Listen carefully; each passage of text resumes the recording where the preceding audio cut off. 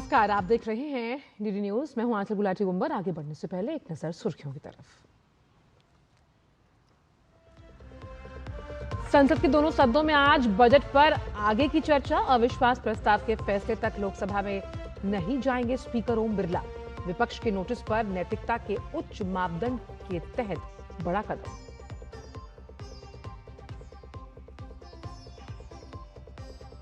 पश्चिम बंगाल में एसआईआर प्रक्रिया को लेकर फिर सवालों के घेरे में सीएम ममता। सुप्रीम कोर्ट के आदेश की अवहेलना का गंभीर आरोप।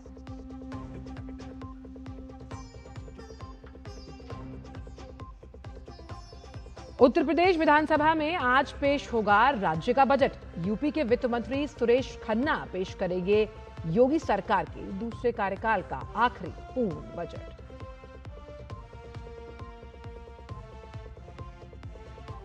बांग्लादेश में अल्पसंख्यकों की सुरक्षा पर फिर उठे सवाल। 12 फरवरी को होने वाले चुनाव से ठीक पहले एक और हिंदू व्यापारी की हत्या।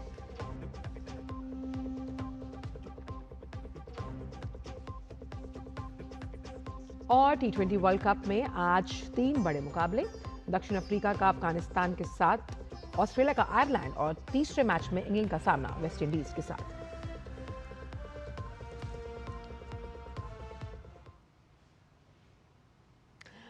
और ये अब जानते हैं सभी खबरों को विस्तार के साथ। संसद के दोनों सदनों में आज केंद्रीय बजट पर चर्चा जारी रहेगी। लोकसभा में कई दिनों के गतिरोध के बाद कल बजट पर चर्चा की शुरुआत हुई थी। सत्ता पक्ष ने बजट को ऐतिहासिक बताया और कहा कि ये 2047 तक विकसित भारत बनाने की यात्रा में निर्णायक मील का पत्थर साबित होगा। बजट पर चर्चा में भाग लेते हुए जेडीयू के सांसद दिलेश्वर कामेत ने कहा कि ये बजट राष्ट्रीय हित, जनहित में अमृत के रूप में कार्य करेगा।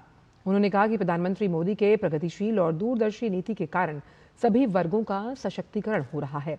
इससे पहले लोकसभा में विपक्षी सदस्यों के हंगामे के कारण सदन की कार्यवाही सुचारू तौर पर नहीं चल पा रही थी। लोकसभा में 2 फरवरी से गतिरोध की स्थिति बनी हुई है।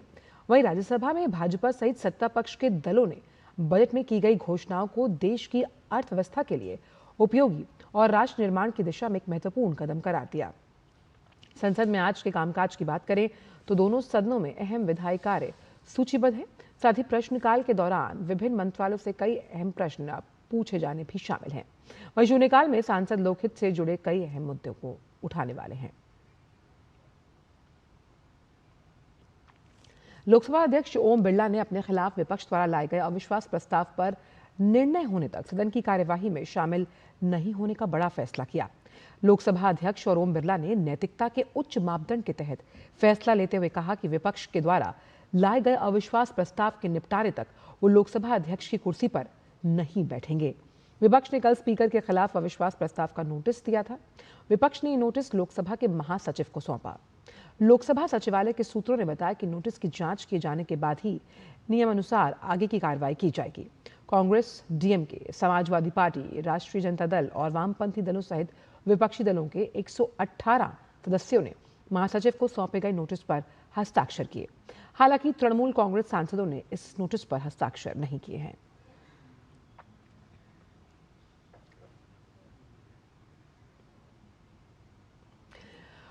पूर्व सेना प्रमुख नरवणे के ट्वीट के बाद बीजेपी ने राहुल गांधी के इस्तीफे की मांग की है। साथ ही उनके विदेश दौरे और फंडिंग पर भी सवाल उठाया और सदस्यता रद्द करने की भी मांग की। भाजपा के सांसद सुधांशु त्रिवेदी ने पूर्व army chief general Manoj Mukund Naravane की अनपब्लिश्ड मेमोयर को लेकर एक्स पोस्ट पर टिप्पणी की। सुधांशु त्रिवेदी ने कहा कि नरवणे के इस पोस्ट करने के बाद ये स्पष्ट हो गया कि राहुल गांधी द्वारा पेश की गई कथित कहानी उस किताब के पब्लिशर और लेखक द्वारा पूरी तरह खारिज कर दी गई। उन्होंने कहा कि पेंगुइन पब्लिशिंग हाउस ने पुष्टि की है कि ऐसी कोई किताब अभी तक प्रकाशित ही नहीं हुई। अगर किसी के पास ऐसी किताब की कोई कॉपी है तो वो कॉपीराइट का उल्लंघन है और पूरी तरह अलग है। भाजपा सांसद ने कहा कि राहुल गांधी पूरी तरह बेनकाब हुए और उन्हें माफी मांगनी चाहिए। सुधांशु त्रिवेदी ने आरोप लगाया कि इससे ये साबित होता है कि विपक्ष के नेता और उनकी पार्टी कांग्रेस ने अपने तुच्छ राजनीति के लिए राष्ट्रीय सुरक्षा के मामले में संदेह पैदा करने के लिए लोकसभा के पटल का इस्तेमाल किया है।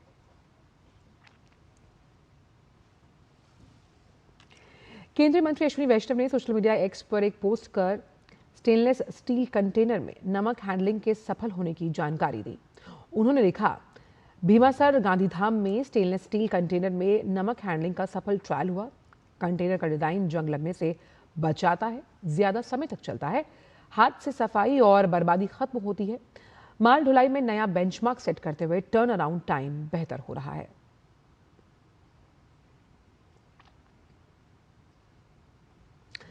और अब बात करते हैं पश्चिम बंगाल की, जहां एसआईआर की प्रक्रिया को लेकर ममता बनर्जी सरकार एक बार फिर घेरे में है। अब उन पर सुप्रीम कोर्ट के आदेश की अवहेलना करने का गंभीर आरोप लगा है। दरअसल सुप्रीम कोर्ट ने निर्देश दिया था कि राज्य सरकार चुनाव आयोग की मांग के मुताबिक ग्रुप बी स्तर के अधिकारी उपलब्ध करवाए, ताकि माइक्रो ऑब्जर्वर्स की जगह उनका इस्तेमाल हो सके। और इसी आदेश के पालन में राज्य सरकार ने 8,505 अधिकारियों की एक सूची चुनाव आयोग को सौंपी। मंगलवार को जब सूची सार्वजनिक हुई तो सरकारी कर्मचारियों के संगठनों ने इस पर सवाल खड़े किए। आरोप है कि सरकार द्वारा भेजी गई ग्रुप बी अधिकारियों की इस लिस्ट में बड़ी संख्या में ग्रुप सी कर्मचारियों के नाम शामिल किए गए हैं। कर्मचारी संगठनों का कहना है कि ये सीधे तौर पर सुप्रीम कोर्ट के आदेश का उल्लंघन है। सीईओ कार्यालय ने इसके लिए राज्य प्रशासन से 8,505 कर्मचारियों का बायोडेटा मांगा, उनका पद, विभाग, ईमेल आईडी, मोबाइल नंबर और जानकारी मांगी। वहीं बीजेपी ने इसे ममता सरकार की एक चाल बताया। बीजेपी का आरोप है कि जानबूझकर अयोग्य अधिकारियों की सूची दी जा रही है, ताकि मतदाता सूची संशोधन प्रक्रिया को विफल किया जा सके। पश्चिम बंगाल सरकार द्वारा चुनाव आयोग को सौंपी गई 8,505 अधिकारियों की सूची में ग्रुप सी कर्मियों के नाम शामिल होने पर विवाद बढ़ गया। कर्मचारी संगठनों ने इस पर आपत्ति जताते हुए कहा कि ये सुप्रीम कोर्ट के निर्देशों के खिलाफ है, जिसके बाद सीईओ कार्यालय ने जांच के लिए अधिकारियों का बायोडेटा मांगा है। Typist, Anganwadi workers are not Group B officers. Anganwadi workers, para teachers are not government employees. They are only project workers. The Supreme Court of India has directed State Government of West Bengal to prepare a list of Group B officers and send it to the Chief Electoral Officer of West Bengal in regards to SIR process. But we are surprised to see that state government, though submitted a list of state government employees for the SIR purpose, but they did not follow up the verdict of Supreme Court. विदेश मंत्रालय के प्रवक्ता रणधीर जायसवाल ने Seychelles के राष्ट्रपति Patrick हर्मनी की भारत यात्रा को सफल और सार्थक बताया। उन्होंने सोशल मीडिया प्लेटफॉर्म एक्स पर तस्वीर साझा की और लिखा कि ये दौरा बेहद फायदेमंद और प्रोडक्टिव रहा। जायसवाल ने जानकारी दी कि सफल यात्रा के बाद राष्ट्रपति डॉक्टर पैट्रिक हर्मनी सेशल्स के लिए रवाना हुए। उन्हें एयरपोर्ट पर केंद्रीय स्वास्थ्य और परिवार कल्याण के साथ रसायन और उर्वरक राज्य मंत्री अनुप्रिया पटेल ने विदा किया। ये यात्रा भारत सेशल्स साझेदारी की 50वीं वर्षगांठ के अवसर पर हुई। दौरे के दौरान fintech, health care, defence, innovation जैसे क्षेत्रों में महत्वपूर्ण और उच्च गुणवत्ता वाले परिणाम सामने आए, जो दोनों देशों के संबंधों को और मजबूत करने की दिशा में अहम कदम माने जा रहे हैं।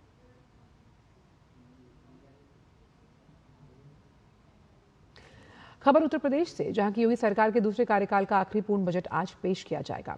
यूपी सरकार के वित्त मंत्री सुरेश कुमार खन्ना सुबह 11 बजे विधानसभा में वित्तीय वर्ष 2026-27 का बजट पेश करेंगे। वहीं ये बजट लगभग 9 लाख करोड़ रुपए के आसपास का हो सकता है, जो पिछले बजट से काफी बड़ा होने वाला है। सरकार का कहना है कि यह बजट जनता की जो अपेक्षाएं हैं, विकास की बदलती जरूरतें हैं और सुशासन की प्रतिबद्धता को ध्यान में रखकर तैयार किया गया। इसे समावेशी विकास, बुनियादी ढांचे के विस्तार, रोजगार सृजन और सामाजिक क्षेत्र की मजबूती की दिशा में महत्वपूर्ण दस्तावेज बताया जा रहा है।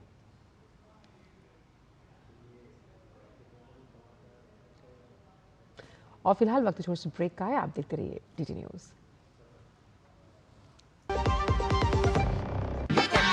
जो भी पके ऐसा पके, जहाँ भी हो जो खींचा चला, ऐसे दिल हो या पुलियो करे, वांगी भात हो या पोड़ी मसाला, रसा पाउडर या सांभर मसाला, असली मसाले सच सच MDH। भारत में सालाना हजारों लोग हाथी पांव नाम की बीमारी की चपेट में आकर जीवन भर के लिए अपाहिज हो जाते हैं। मलेरिया की तरह ही हाथी पांव एक मच्छर के काटने से फैलता है और ये याद रखिए कि हाथी पांव का कोई इलाज नहीं है। गांव, शहर, अमीर, गरीब, हर जात और धर्म की रेखा पार कर किसी को भी अपनी जकड़ में ले सकता है हाथी पांव। पर डरे नहीं, इसका बचाव आसान है।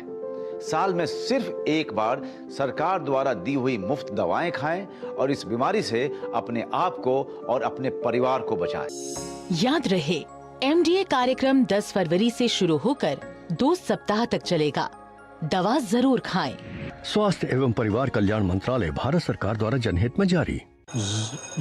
मैसेज डियर इन्वेस्टर, एक एक्सपर्ट स्टॉक टिप खास आपके लिए। ये ऐप डाउनलोड करो और पैसे डबल करो। एक्सपर्ट जी, बदमाश का बाप हूँ मैं। ऐप डाउनलोड करने से पहले मैं आपका पूरा रिपोर्ट कार्ड निकालूंगा।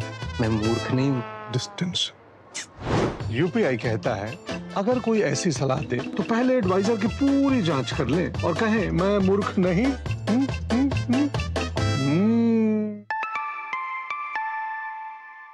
जाइए, आप भी किसी का टेस्ट लीजिए।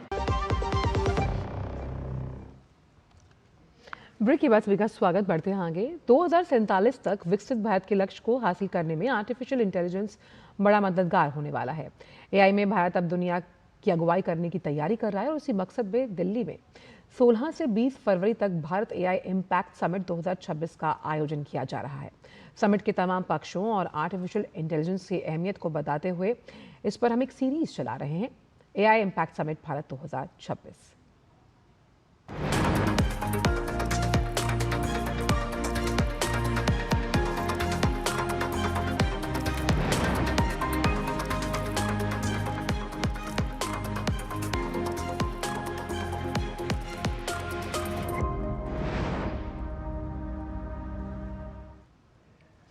दुनिया के तमाम देश भारत की एआई ताकत का लोहा मान रहे हैं। सरकार की योजनाओं और जो मिशन है उनमें एआई नवाचार को नई ऊंचाई दे रहा है।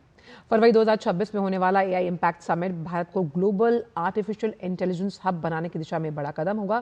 देखिए रिपोर्ट।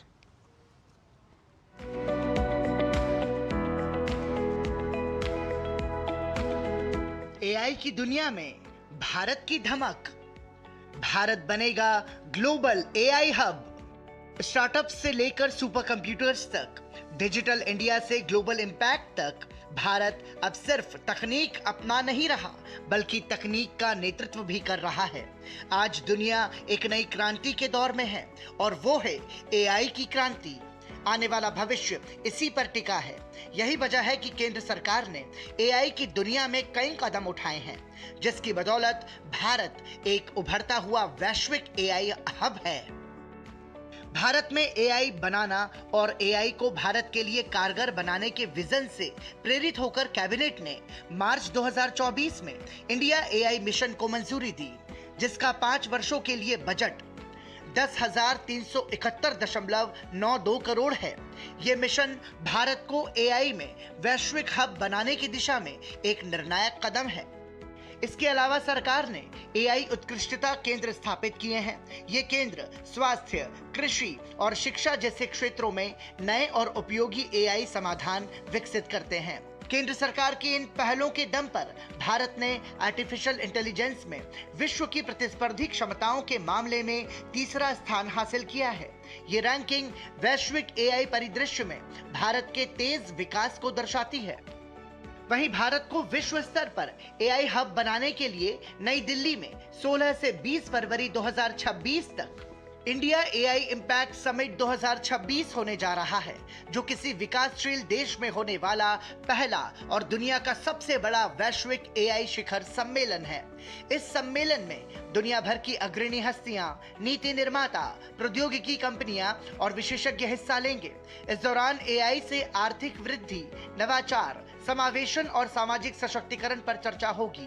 भारत का एआई इम्पैक्ट समिट एआई के अंतर्राष्ट्रीय मंचों से निकले परिणामों को आगे बढ़ाएगा। आज हम देख रहे हैं भारत एआई डेवलपमेंट और एडॉप्शन में आगे रहने वाले देशों में शामिल है। भारत में एआई सेंटर्स ही एक्सेलेंस की संख्या भी बढ़ाई जा रही है। देश के जाने माने संस्थानों, उद्योगों और स्टार्टअप के द्वारा इन सेंटर्स ऑफ एक्सेलेंस को गति मिल रही है। हमें हर फ्यूचर टेक्नोलॉजी में भारत को बेस्ट इन वर्ल्ड की लिस्ट में शामिल करना है। तो साफ है कि आज भारत सिर्फ तकनीक में भागीदार नहीं बल्कि एआई की दुनिया में नेतृत्व करता नजर आ रहा है। अपनी मजबूत नीतियों और नवाचारों के दम पर भारत एक सशक्त वैश्विक एआई हब के रूप में नई पहचान बना रहा है। भविष्य में एआई के क्षेत्र में भारत की उपलब्धियां पूरी दुनिया के लिए प्रेरणा बनेंगी।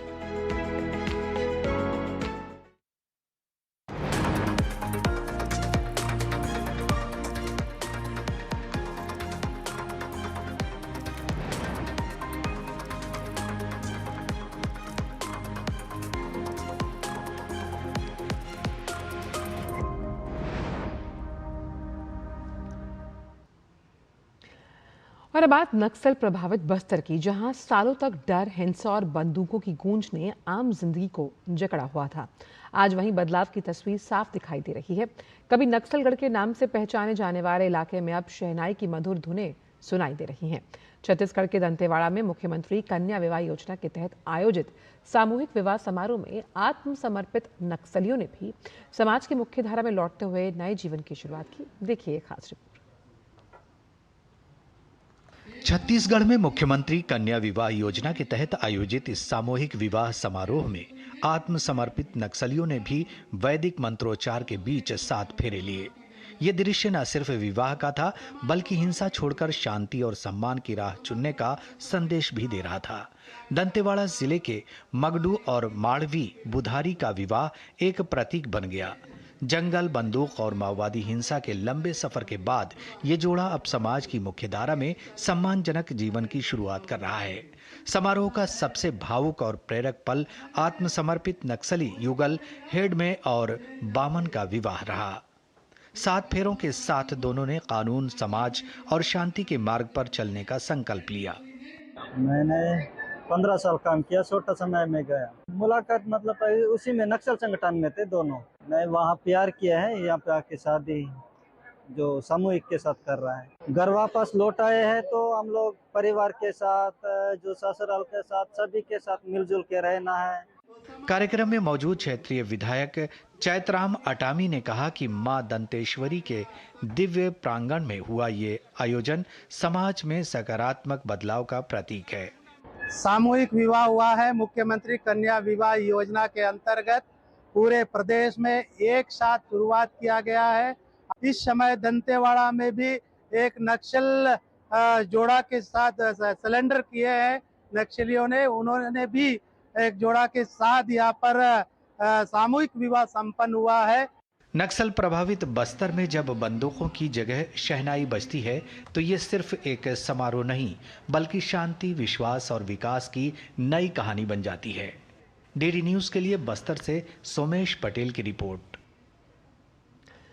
उत्तराखंड के मुख्यमंत्री पुष्कर सिंह धामी ने कल देहरादून में आयोजित एक कार्यक्रम के दौरान मुख्यमंत्री एकल महिला स्वरोजगार योजना का शुभारंभ किया। मुख्यमंत्री ने योजना का शुभारंभ करते हुए प्रथम चरण में जनपद बागेश्वर, देहरादून, नैनीताल, पौड़ी, टेहरी, उधम सिंह नगर के कुल 484 लाभार्थियों को प्रथम किश्त के रूप में 3,45,34,500 की धनराशि डीबीटी के माध्यम से उनके खातों में भेजी। इस दौरान मुख्यमंत्री पुष्कर सिंह धामी ने कहा कि मुख्यमंत्री एकल महिला स्वरोजगार योजना महिलाओं को आर्थिक रूप से सशक्त बनाएगी और उन्हें सम्मान, सुरक्षा और आत्मनिर्भरता प्रदान करेगी। उन्होंने कहा कि राज्य की लाखों महिलाओं के संघर्ष, साहस, आत्मविश्वास को नई दिशा दी जा रही है। महिलाओं के बिना किसी भी राष्ट्र और समाज की उन्नति संभव नहीं। महिला के सशक्त होने से परिवार के साथ पूरा समाज सशक्त होता है। मुख्यमंत्री एकल स्वरोजगार योजना आज प्रारंभ हुई है। ऐसी सभी महिलाएं जो विधवा हैं, परित्यक्ता हैं या किसी कारण से भी अकेले रह रही हैं, एसिड अटैक वाली हैं या कोई विकलांग में हैं, उन सभी को आगे बढ़ने के लिए ये योजना प्रारंभ की गई है और वो अपना रोजगार कर सकती हैं, स्वरोजगार कर सकती हैं और अपने को सशक्त बना सकती हैं। सरकार ने ये योजना प्रारंभ की है और इस योजना के माध्यम से उन सभी को आगे बढ़ने का अवसर मिलेगा। खबर जम्मू कश्मीर से, जहां के कुपवाड़ा जिले में कड़ाके की ठंड और भारी बर्फबारी के बीच भारतीय सेना ने मानवता की मिसाल पेश की। तंगधार क्षेत्र में सड़क संपर्क पूरी तरह बाधित होने के दौरान सेना ने 26 वर्षीय गर्भवती महिला को सुरक्षित अस्पताल पहुंचाया। लगातार बर्फबारी के कारण क्षेत्र के रास्ते बंद थे। इसी बीच महिला को अचानक प्रसव पीड़ा शुरू हुई और परिजन अस्पताल तक पहुंचाने में असमर्थ थे। मदद की गुहार मिलते ही सेना ने तुरंत रेस्क्यू ऑपरेशन शुरू किया। जवानों ने बर्फ से ढके दुर्गम रास्तों और खराब मौसम की परवाह किए बिना महिला को सुरक्षित बाहर निकाला, अस्पताल में भर्ती करवाया। समय पर मिली सहायता से महिला की स्थिति में सुधार है। स्थानीय लोगों ने सेना के इस मानवीय प्रयास की प्रशंसा की है।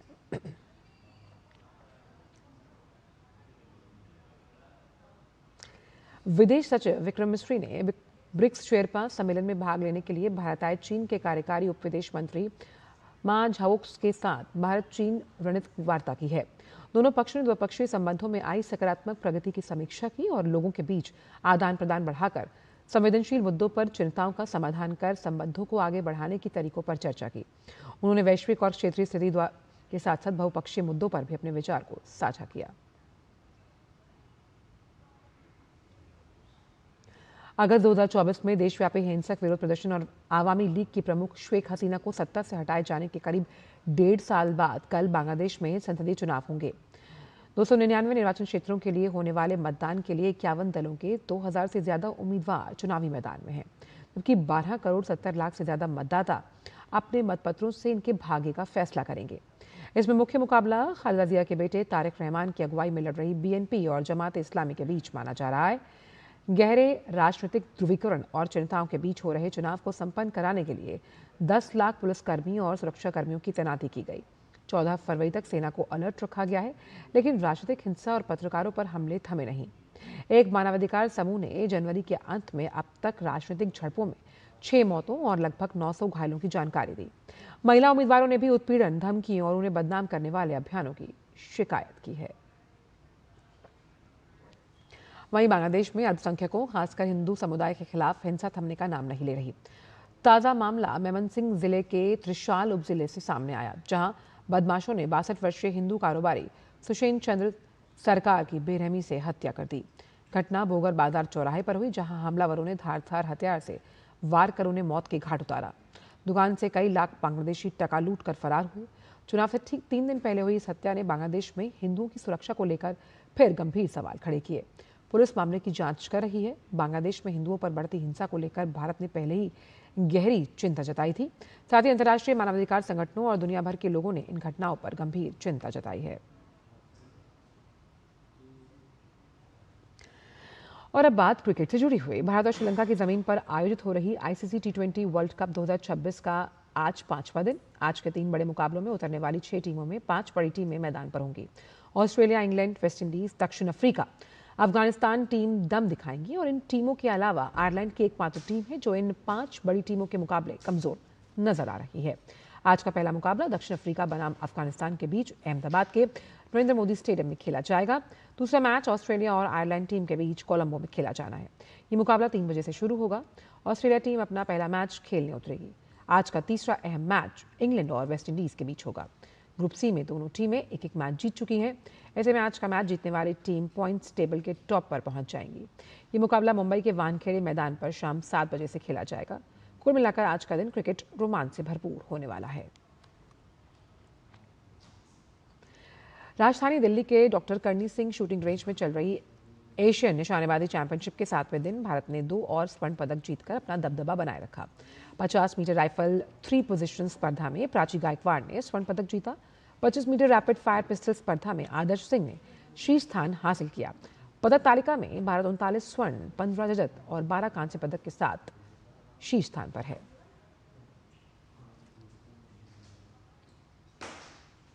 खबर श्रीलंका से, जहां की राजधानी कोलंबो में इन दिनों आस्था, भक्ति और करुणा का अद्भुत संगम देखने को मिला। ऐतिहासिक गंगारामया मंदिर में भारत से लाए गए भगवान बुद्ध के पवित्र देवनी मोरी अवशेषों के दर्शन के लिए लाखों श्रद्धालु उमड़ पड़े। दर्शन के अंतिम दिन श्रद्धालुओं का उत्साह चरम पर था। आप भी इस भक्तिमय माहौल को देखिए और हमें दीजिए इजाजत। नमस्कार। कोलंबो स्थित ऐतिहासिक गंगारामया मंदिर में भगवान बुद्ध के पवित्र अवशेषों के दर्शन के आखिरी दिन श्रद्धालुओं की लंबी कतारें देखी गईं। श्रीलंका ही नहीं बल्कि देश के दूर दराज इलाकों और विदेशों से भी भक्त यहां पहुंचे। श्रद्धालुओं ने इसे अपने जीवन का सौभाग्यशाली क्षण बताते हुए गहरी आत्मिक शांति का अनुभव किया। I really like to thank Sir Narendra Modi, the Prime Minister of India, and our President, Sir Anurag Kumara. Like, this is a great thing they've done for us. This is one of the best Indian friendship to us. It's a great thing that we received the relics of the Lord Buddha from India. And it's a very great opportunity for us to worship. Thank a lot to the Indian government and also Sri Lankan government to work together and give us a magical chance like this to see the release. मंदिर प्रशासन के अनुसार मंगलवार दर्शन का अंतिम दिन रहा। पहले से घोषणा के अनुसार रात 10 बजे के बाद लाइन बंद कर दी गई और सुबह 6 बजे दर्शन समाप्त होने की समय सीमा पहले से तय थी। अंतिम दर्शन के लिए श्रद्धालु धूप और बारिश की परवाह किए बिना घंटों तक कतारों में खड़े नजर आए। We are still with Buddha and the lovely, kind people from India. All of your team are so cooperate with us very well. Colombo में दर्शन के बाद प्रमुख भारतीय प्रतिनिधिमंडल पवित्र अवशेषों को लेकर भारत लौटेगा। श्रद्धा, आस्था, उपासना, इन सभी की अगर मैं बात करूं तो चरितार्थ होते हुए यहाँ पर नजर आ रहे हैं। संयम के साथ सभी लोग लगे हुए हैं, भावुक हैं और भगवान बुद्ध के पवित्र अवशेषों के दर्शन कर उनका आशीर्वाद प्राप्त कर रहे हैं। कैमरा पर्सन मनमोहन के साथ मैं डॉक्टर सुयश शर्मा, DD न्यूज, कोलंबो।